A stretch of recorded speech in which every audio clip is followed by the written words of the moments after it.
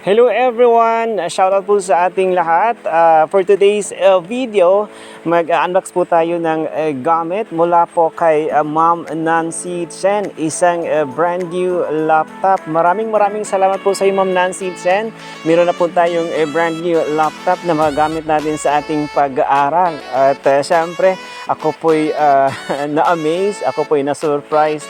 Lalo na po yung pagpunta ko kila Mr. Jen nung binigay nila sa akin yung box, sabi nila na ako daw yung magbubukas ng pizza. Sabi ko, nung paghawak ko, hindi naman to pizza.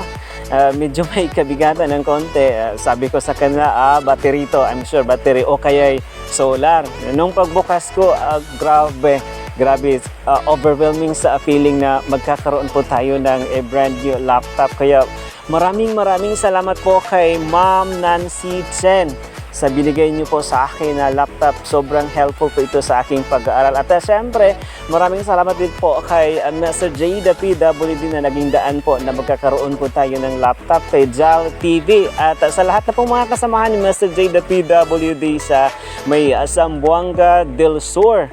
And of course, we would like also to thank Ate Helen Sical, isa din pong kaibigan natin na napaka generous din po si Ate Helen Sical. And above all, I would like to say thank you, Lord, for using instruments, individuals to be an instruments na magkakaroon po tayo ng laptop. So maraming salamat po. To God be all the glory.